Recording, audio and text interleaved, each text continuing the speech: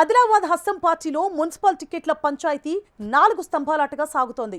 నలుగురు నేతల మధ్య సయోధ్య లేకపోవడం, పార్టీ నియోజకవర్గ ఇన్ఛార్జిగా ఉన్న ఆ నేత వర్గానికి ప్రాధాన్యత తగ్గించడం పట్ల పార్టీలో కొత్త రకం చర్చకు దారితీస్తోంది.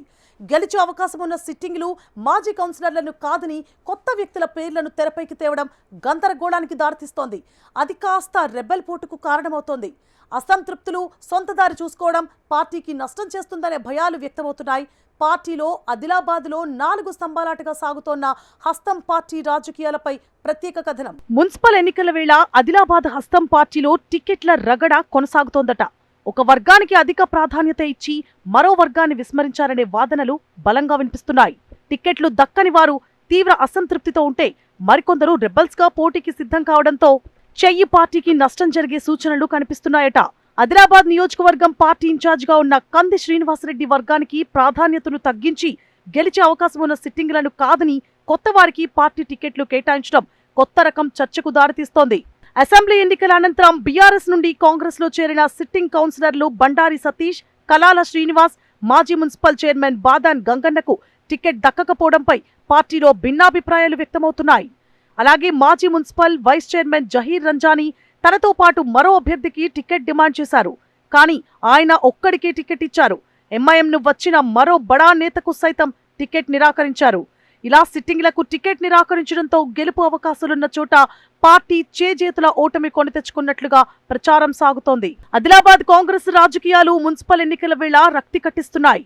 గత అసెంబ్లీ ఎన్నికల్లో పోటీ చేసి ఓటమి చెందిన కంది శ్రీనివాస్ పార్టీ నియోజకవర్గం ఇన్ఛార్జిగా కొనసాగుతుండగా పార్టీ జిల్లా అధ్యక్షులు నరేష్ జాదవ్ గత అసెంబ్లీ ఎన్నికల్లో పార్టీ నుండి సస్పెన్షన్ కు గురై ఇటీవలే పార్టీలో చేరిన మాజీ డీసీసీ అధ్యక్షులు సాజిద్ ఖాన్, మాజీ పీసీసీ నేత గండ్రత్ సుజాతలు కావాలనే పట్టుబట్టి కంది శ్రీనివాసరెడ్డికి పార్టీలో ప్రాధాన్యతను తగ్గిస్తున్నారనే ఆరోపణలు వెల్లువెత్తుతున్నాయి.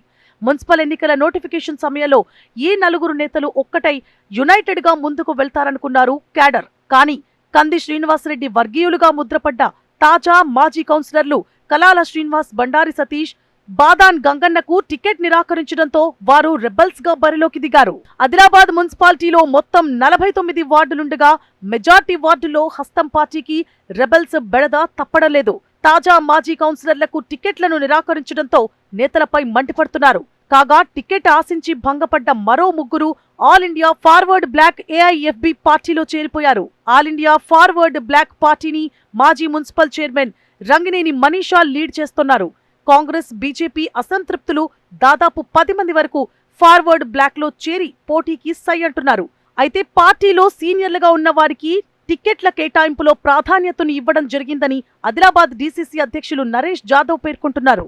ఇప్పటికీ మున్సిపల్ చైర్మన్ పీఠం జనరల్ మహిళకు కేటాయించగా మొదటి పార్టీ ఇన్ఛార్జ్ కంది శ్రీనివాసరెడ్డి సతీమణి సాయి మౌనికారెడ్డి పోటీ చేస్తారని ప్రచారం సాగగా చివరి నిమిషంలో ఆమె పోటీ నుండి తప్పుకున్నారు. మొత్తంగా హస్తం పార్టీలో టికెట్ల కేటాయింపు ఇతర పార్టీలకు లబ్ధి చేకూరే విధంగా పరిస్థితి తయారైందని పొలిటికల్ సర్కిల్స్ లో టాక్ నడుస్తోంది. కంది శ్రీనివాసరెడ్డి వర్గానికి ప్రాధాన్యత తగ్గించడం వల్ల కాంగ్రెస్ కి ఎక్కువ నష్టం జరుగుతుందనే అభిప్రాయాలు వినిపిస్తున్నాయి. మున్సిపాలిటీపై కాంగ్రెస్ జెండా ఎగురవేసే అవకాశం ఉన్నా నేతల మధ్య సమన్వయం లేకపోవడం పార్టీకి నష్టం కలిగించే విధంగా ఉందనే ప్రచారం సాగుతోంది.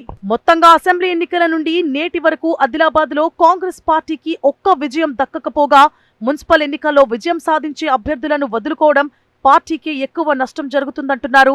పురపోరులో రెబల్స్ పోటు లేకుండా జాగ్రత్త పడాలని ఇప్పటికే సీఎం రేవంత్ రెడ్డి మంత్రులు, ఎమ్మెల్యేలు, డీసీసీలను ఆదేశించారు. గ్రామ పంచాయతీ ఎన్నికల్లో రెబల్స్ వల్లే చాలా సీట్లను కాంగ్రెస్ పోగొట్టుకుందని, మరోసారి అలాంటి తప్పు చేయొద్దన్నారు. స్థానికంగా పార్టీ పరిస్థితి, అభ్యర్థుల బలాబలాలను గుర్తించి టికెట్లు ఇవ్వాలని సూచించారు.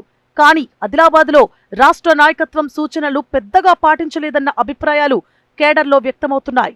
కనీసం ఎన్నికల ప్రచారంలోనైనా నేతలు సమిష్టిగా ప్రచారాల్లో పాల్గొంటే గట్టెక్కే అవకాశం ఉంటుందనే అభిప్రాయాలు వ్యక్తమవుతున్నాయి.